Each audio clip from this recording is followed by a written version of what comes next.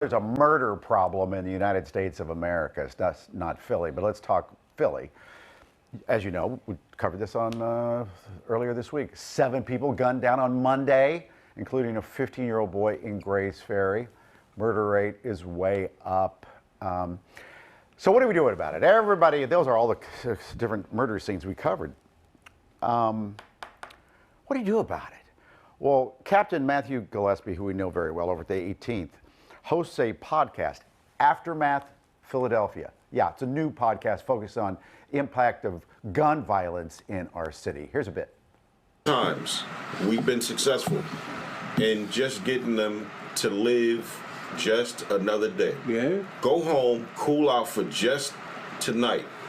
If we can get you to go inside the house and just think about it, tomorrow we may have to confront this whole issue again, but at least for tonight, you're alive. Yeah, I have to deal with it again, day after day. Captain Gillespie, thank you for being with us. Joined by another person we know very well on the show, and you do too, Inspector Jerrick Wood. Thank you both from the Southwest. Good morning to both of you. Thank you. Well, Captain, let's start with you. Is there a common answer when you ask, what do we do about it? You know, the answer that I have is this is a puzzle. You know, every piece of the puzzle is important. Enforcement obviously is part of it. You know, there are just dangerous people out on the streets, and that's where the police come in and arrests have to be made. But the inspector and I work very well together. One of the reasons is because we believe in a holistic approach. You know, it's conflict resolution. You know, our educators in schools play a big role, and they do a great job out here in West Philadelphia.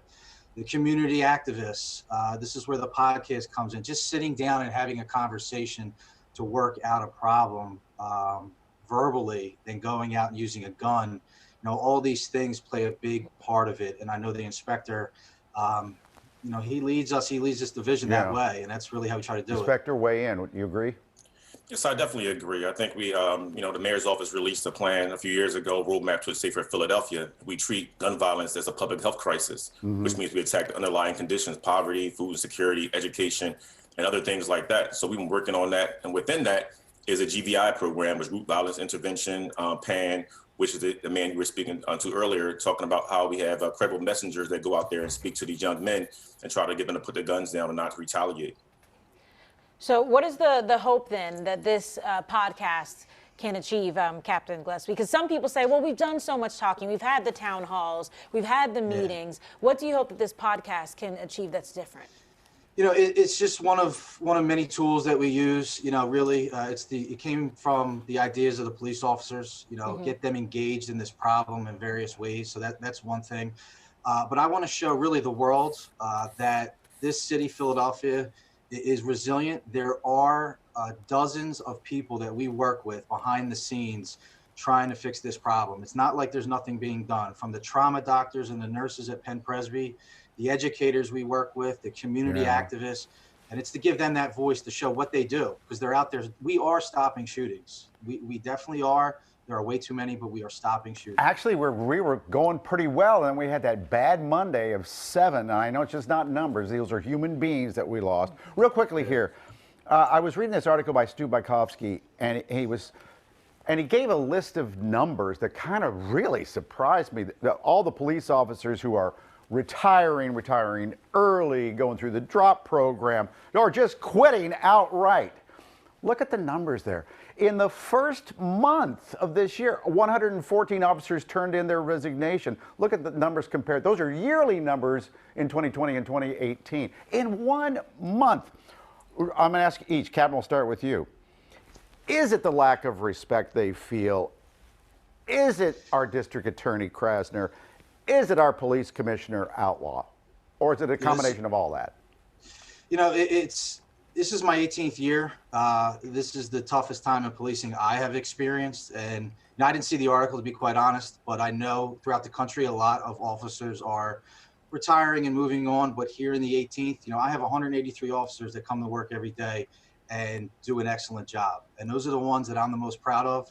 I'm proud of their families for sticking with them. I'm proud of these cops out there every day. I'm not at the retirement age. My beautiful wife is at home. I'm about to have a baby, so I have a few more years to go. But why do you think so many others are? Is it just they've had it enough? You know, when you have a significant amount of time in policing and you're out of that age where you can retire, you know, this probably is that time for those officers. It's definitely not the time for me, and it's not the time for the officers I lead out here. So, yeah. One thing I'll add is that, you know, congratulations, they've earned the right to retire, but there's still 6,700 officers who still come up every single day who want to work our tails off to get this violence down under control. So congratulations to them. They've earned the right to retire. That does not mean that we don't still have people out here working, you know, their tails off to try to stop this violence. God they are, too. Yeah, so that's very important to mention that not everybody's retiring. A lot of people still want to be police officers, and when we start opening our recruitment process up, we will get people to, you know, still want to be cops. It's still a noble profession. We still can make a difference out here, whatever, despite everything you see. There's a lot of good people in the police department who still want to do this job, and I appreciate the work you do every single day. So how can people listen to the podcast, and when do new episodes come out? So, you know, the officers that produce it for me, they got it. We're on Apple and Spotify, and it comes out the 2nd and 4th Monday of each month. We're going to do a new episode. The next one is actually with Inspector Wood and Captain Scott Driscoll, the 12th, where we discuss kind of how the violence affects us, some of our strategies to combat it, and give the listeners an inside view of really what we do as captains. Thank you for doing it. Yes, thank you. It's like peeling back the layers so people can see the work that's being done. Anything we can do really to help about too. Transparency. We're willing to We help. would love to have you on. Maybe we'll interview you guys soon. Okay. You know? Alex, you're first up. We'll see you guys. Anything Thank we you. can do to help.